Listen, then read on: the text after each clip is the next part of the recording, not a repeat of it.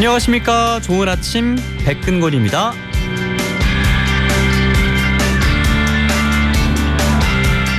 정부의 의과대학 정원 확대에 반발해서 전국의 전공의 6,415명이 사직서를 낸 것으로 집계됐습니다. 이 가운데 경남에선 전체 전공의의 무려 81.6%인 390명이 사직서를 제출한 것으로 전해졌는데요. 이에 보건복지부는 진료 유지 명령을 내리며 법대로 원칙을 강조했고 경찰청장은 엄정 수사 방침을 밝혔는데요. 이렇게 의사와 정부의 갈등이 격화되는 가운데 일부 병원에서는 암 수술과 출산 등 긴급한 수술이 취소되거나 연기되는 사례가 속출하고 있습니다. 무더기 사직과 또 강대강 대치, 그 사이에 볼모로 잡힌 환자들의 신음만 커져가고 있습니다.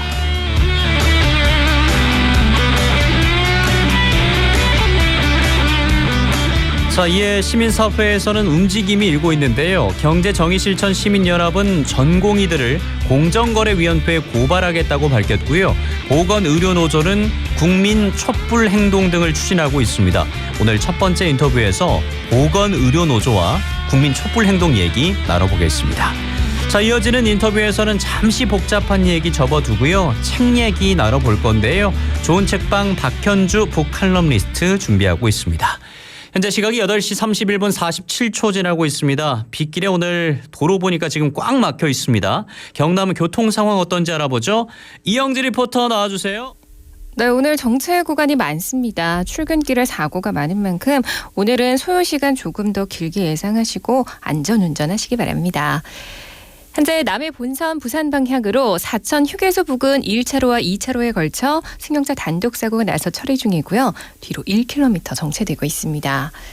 그리고 시내도로에도 사고가 있는데요. 창원대로 북면에서 소계 지하차도 방면으로 소계 지하차도 지점 1차로와 2차로에 걸쳐 역시 승용차 단독 사고가 났고요. 뒤로 정체가 이어지고 있습니다. 앞서 신촌광장에서 있었던 사고는 처리가 됐지만 신촌광장에서 공단 방향으로 지체가 남아있고요. 반대 신촌광장에서 봉암교 오르는 길도 교통량이 많아서 정체가 계속되고 있습니다. 그리고 고장차도 있습니다. 315대로 소계광장에서 합성동 방면으로 한국전력공사 지점 끝차로에 고장난 버스가 있어서 유의하셔야겠고요. 부림시장 지난 차량들 6호광장 쪽으로 속도 줄여서 지나고 있습니다. 취업은 쉽다. 보건의료 특성화대학 마산대학교 협찬 교통정보 있습니다.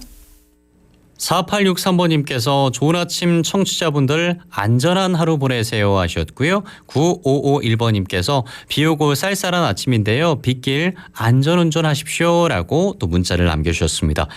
자, 이렇게 MBC 경남 좋은 아침은 여러분과 함께 만들어갑니다. 샵 2244번 샵 2244로 문자 받고 있는데요. 문자는 짧은 글 50원, 긴 글은 100원의 이용료가 있습니다. 많은 참여 부탁드리고요. 저희는 잠시 광고 듣겠습니다.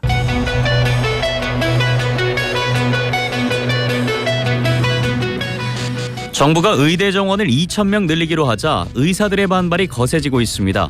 경남 지역에도 4개 병원 전공의들이 대거 사직서를 제출한 가운데 보건의료노조는 진료 중단을 막기 위해 국민 촛불 행동을 하자고 제안했습니다.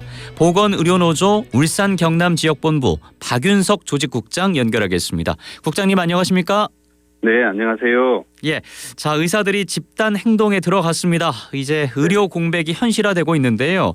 네네. 경남도 어제부터 집단 행동에 들어갔는데 경남에서는 의사들이 얼마나 많이 동참했습니까? 네, 경남에는 수련병원이 10개 정도 있는데요. 예.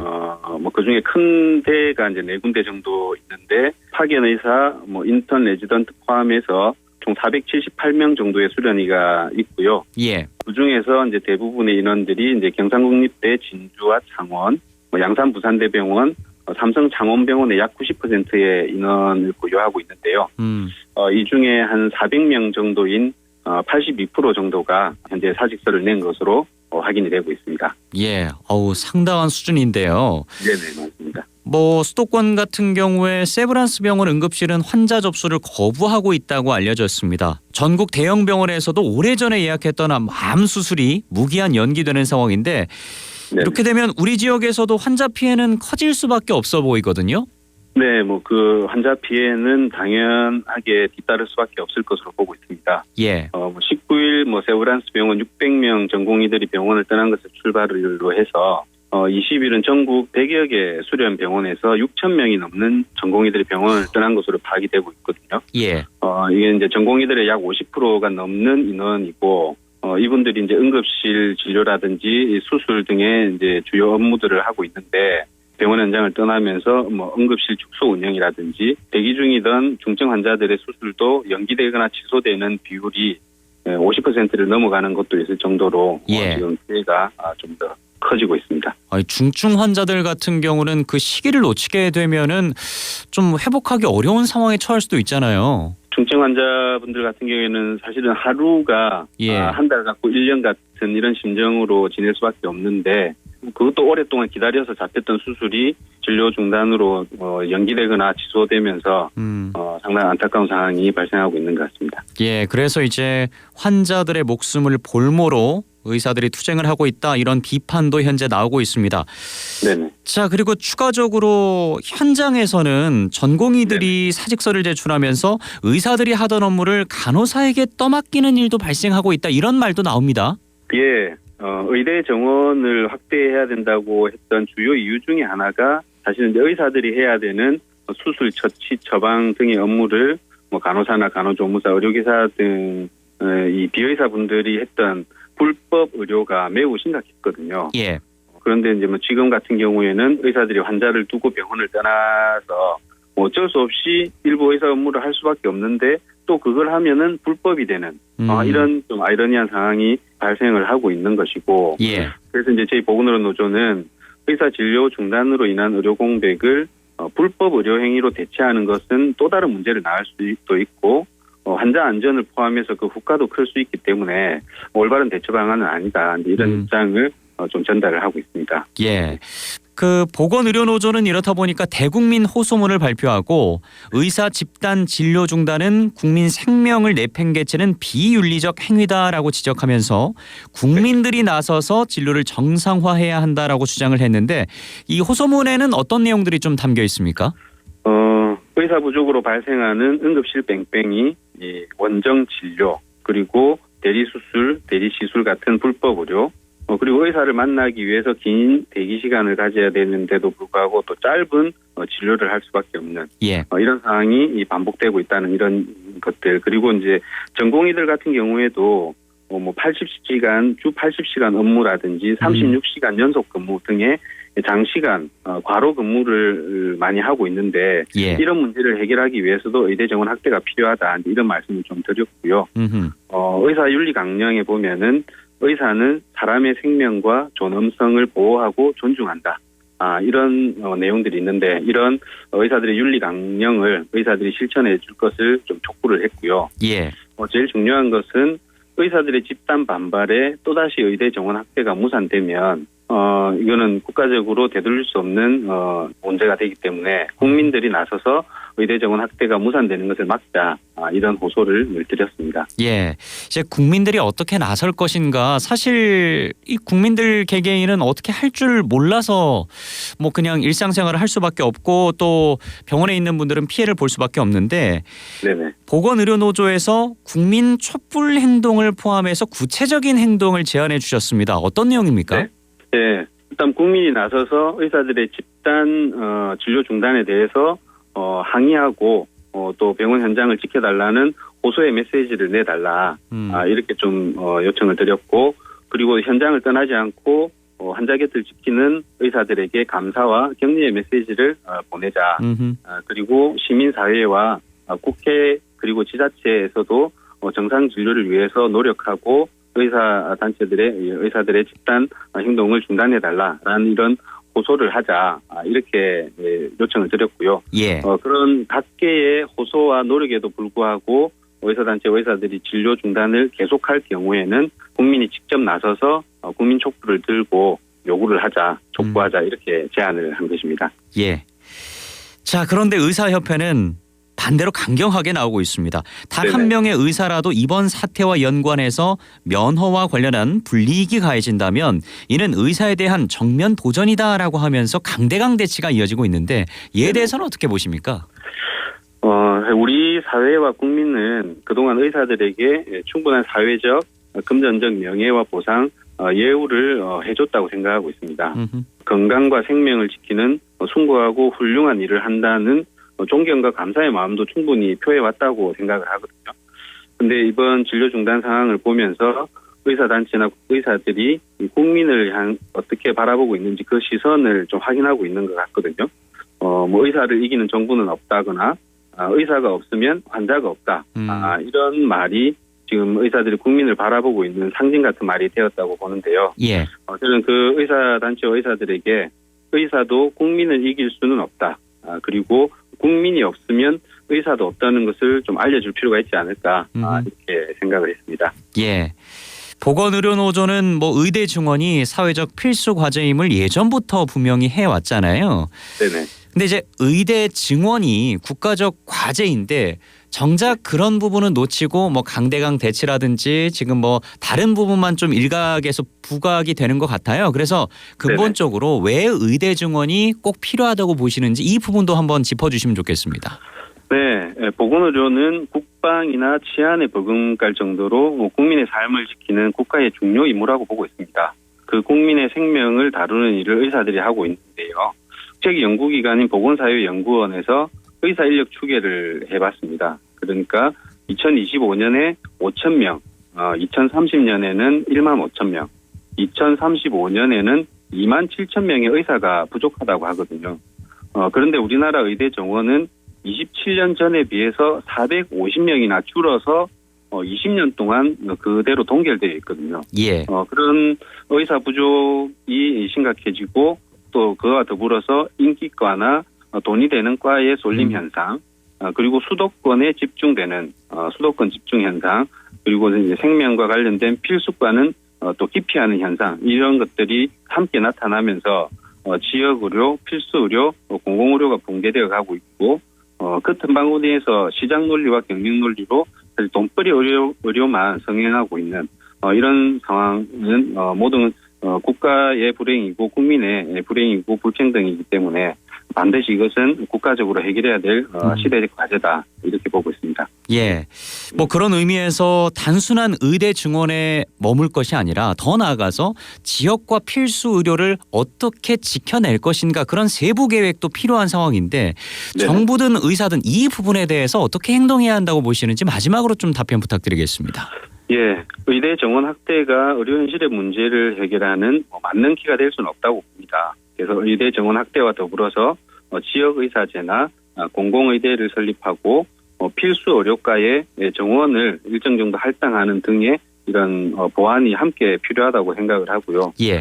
정부와 의사단체 모두 지금 뭐 하고 있는 강경 발언이나 대립, 뭐 눌러서 이기겠다는 자세로는 의대 정원 확대를 시작으로 뭐 필수 의료, 지역 의료, 공공 의료를 어떻게 강화하고 발전시킬 것인지에 대한 진지한 논의를 하기는 어렵다고 봅니다.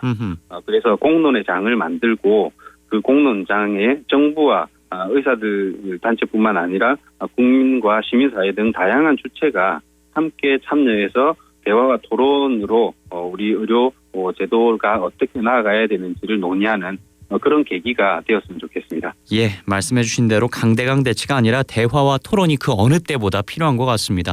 네. 오늘 말씀 잘 들었습니다. 고맙습니다. 네, 고맙습니다. 네, 보건의료노조 울산 경남본부 박윤석 조직국장과 함께했습니다. 7371번님께서 난임으로 병원을 1년 넘게 다니면서 의료진들을 존경받아 마땅한 분들이라고 생각해왔습니다. 의료 현장을 떠난 의사분들이 스스로의 양심에 비추어서 현 상황을 다시 생각해보았으면 좋겠습니다. 라고 진솔한 의견을 남겨주셨고요. 9837번님께서는 민주주의 사회인데 어찌 대립과 대치만 보이는 것 같아서 참으로 비통한 마음입니다. 과연 의료 분쟁에 소통과 협의, 절충은 가능한 것일까요? 라고 문자 주셨습니다.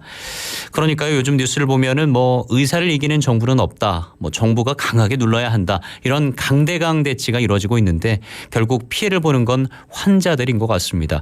우리 9837번님께서 지적해 주신 대로 소통과 협의, 절충이 그 어느 때보다 필요해 보이고요. 이에 더해서 4863번님께서도 모든 문제는 소통과 대화를 통해서 해결돼야 합니다. 사회적인 협의도 필요하고요. 라고 지적해 주셨습니다. 예, 모쪼록 더 이상 피해가 커지지 않도록 조속히 문제가 해결될 수 있길 기대하겠습니다. 샵 2244번으로 문자 참여 받고 있습니다. 문자는 짧은 글 50원, 긴 글은 100원의 이용료가 있습니다.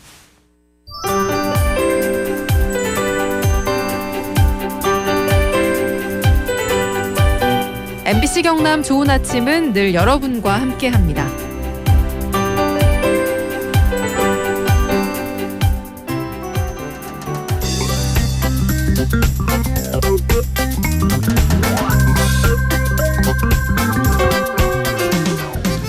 어지럽고 심각한 얘기는 잠시 접어두고 책 한 권에서 삶의 지혜를 배워보는 좋은 책방 시간입니다. 이번 주는 수요일에 책과 함께 잠시 여유를 가져볼까 합니다. 책방지기 박현주 북칼럼니스트와 함께하겠습니다. 안녕하십니까? 네, 안녕하세요. 예, 요즘 매번 스마트폰만 보고 좀 휘발성 정보만 얻다 보니까 오늘은 어떤 책을 만나볼까 괜히 더 기대가 되는 것 같습니다. 네, 재밌어야 할 텐데요. 네. 맛있는 음식에 대한 이야기는 동서고금을 막론하고 가장 핫한 주제인 것 같아요. 음식 관련한 책이에요? 네, 그런데 오늘은 조선시대 미식가들을 사로잡은 음식에 관한 책 준비했습니다. 예, 음식을 문화와 인문학, 역사학의 시선으로 해석하고 연구하는 음식 인문학자 주영하 교수가 쓴 조선의 미식가들입니다. 음식 인문학자가 쓴 조선시대 음식문화. 굉장히 흥미로운데요? 그렇습니다. 조선시대에 쓰인 요리책을 비롯해서 시집, 문집, 일기, 여행기, 세시기, 편지까지 당시의 그 기록 문헌에서 음식 이야기를 남긴 사람을 가려 뽑았고 그들의 음식 경험과 취향을 정리하고 엮은 책입니다. 고추장을 아주 좋아하면서 즐겨 먹었던 영조. 야.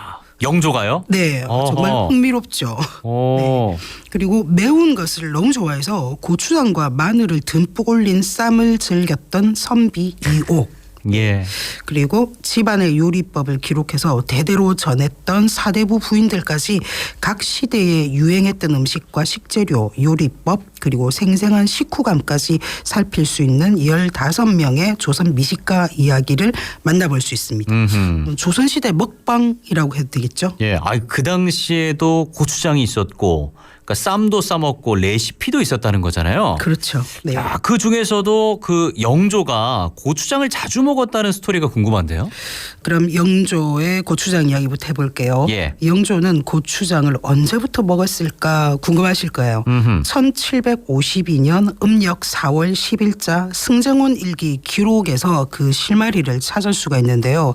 이날 승정원 일기를 보면 도제조 김양로라는 신하가 영조에게 이런 보고를 합니다. 조정부의 장은 과연 잘 담갔다고들 합니다. 네, 고추장 잘 담갔다고 아뢰는 거죠. 임금한테? 네.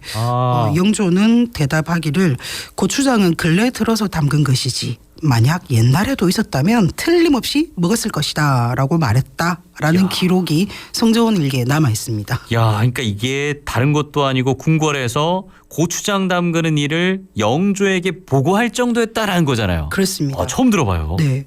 성정원 일기에서 고추장과 관련된 이 단어들을 검색을 하면 영조대에서만 22건이 검색이 된다고 합니다. 이 기록으로 미뤄보아서 영조야말로 조선 국왕들 중에서 가장 고추장을 즐겨 먹었던 왕이었던 것 같아요. 네. 지난번에 처음 올라온 고추장은 맛이 대단히 좋았다. 뭐 이런 말도 했다고 합니다. 예, 영화나 뭐 드라마 보면 조선시대 왕이나 선비들은 맛있구나 뭐 요 정도나 얘기할 줄 알았는데 이렇게 음식 얘기를 대놓고 했다라는 게 이제 기록으로 남았다는 겁니다.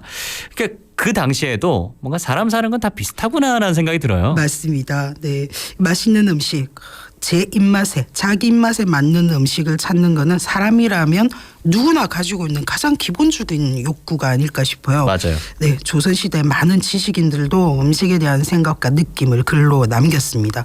주영하 교수는 조선시대의 이 음식 본래의 맛을 제대로 알려고 했던 사람들을 조선의 미식가라고 부르는데 이 저자의 노트북에는 500명이 넘는 조선의 미식가 리스트가 들어있다고 해요. 그리고 이 책에는 그중에서 최종 15명의 조선 미식가를 뽑아서 소개를 하는 겁니다. 그들의 음식 경험과 생각을 통해서 조선시대 음식 문화를 들여다볼 수 있게 됐습니다. 예, 그러니까 그 당시에도 지금의 뭐 마칼럼니스트라고 그렇죠. 할까요? 네. 네, 그런 일을 하는 사람들이 있었다는 거잖아요. 야, 뭐 지금 미슐랭 가이드처럼 평가도 하고, 굉장히 신기한데 또 어떤 내용들이 담겨 있습니까?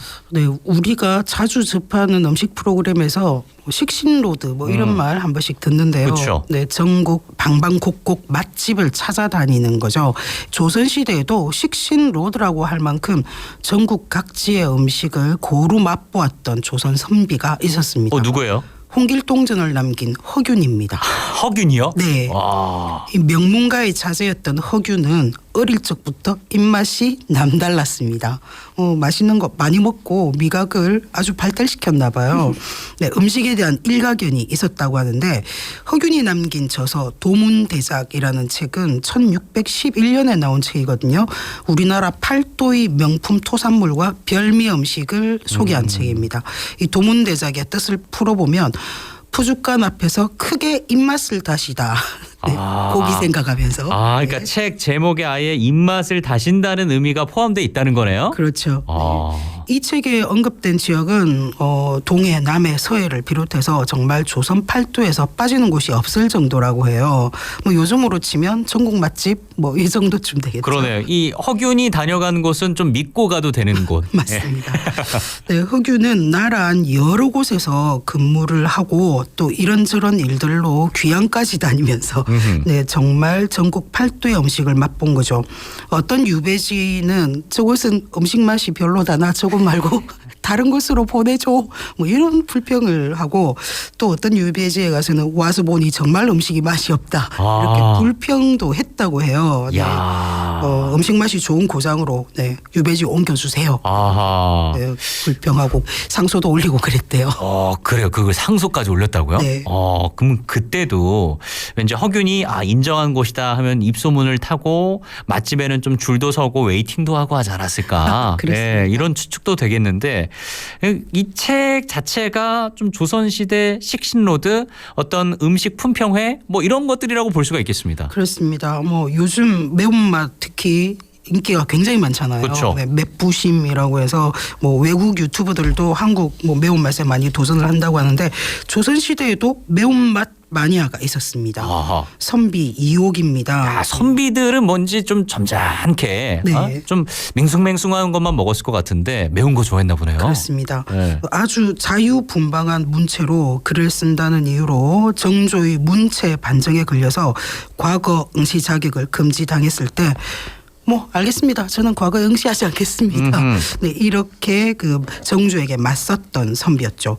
이옥은 고추를 정말 좋아했습니다. 그래서 이옥은 이 집 옆 채마밭 조그만 땅에 싹 다 고추를 심었다고 합니다. 그래요? 네, 그 정도로 좋아했던 것을 짐작을 할 수 있고요. 요즘으로 치면 매운맛 도전 1등감이었다고 해요. 고추 먹는 걸 보고 다른 사람들이 깜짝깜짝 놀랄 정도였다고 하니까요. 이렇게 이 책에는 15명 조선의 명사들이 맛깔스럽게 써내려간 음식 비평을 통해서 조선시대 음식 문화사가 담겨 있습니다. 예, 음식 좋아하시는 분들 특히나 뭐 조선시대라든지 뭐 과거의 음식들에 대해서 관심이 있으신 분들은 이 조선의 미식가들이란 책 한번 읽어봐도 좋을 것 같습니다. 자, 주영하 교수의 조선의 미식가들 소개받았습니다. 잘 들었습니다. 고맙습니다. 네, 고맙습니다. 네, 박현주 북칼럼니스트와 함께했습니다. 네, 이제 좋은 아침 마무리할 시간입니다. 0500번님께서 오늘도 어김없이 정성스럽게 클로징을 보내주셨습니다. 연일 내리는 비 때문에 몸과 마음이 지쳐가는 수요일 아침입니다. 텃밭에 낙엽 사이로 살짝 얼굴을 내민 새싹에 희망을 가져봅니다. 새싹처럼 다른 이에게 희망을 주는 오늘이 되길 기대합니다. 라고 문자 주셨습니다. 예, 이 문자 내용처럼 갈등과 대치가 아니라 다른 이에게 희망을 주는 하루 같이 만들어갔으면 좋겠습니다. 자, 추가적으로요. 내일과 모레 제가 잠시 자리를 비워가지고 남두영 아나운서가 여러분과 함께하겠습니다. 많은 관심과 사랑 부탁드리겠습니다. 함께해 주신 여러분 고맙습니다.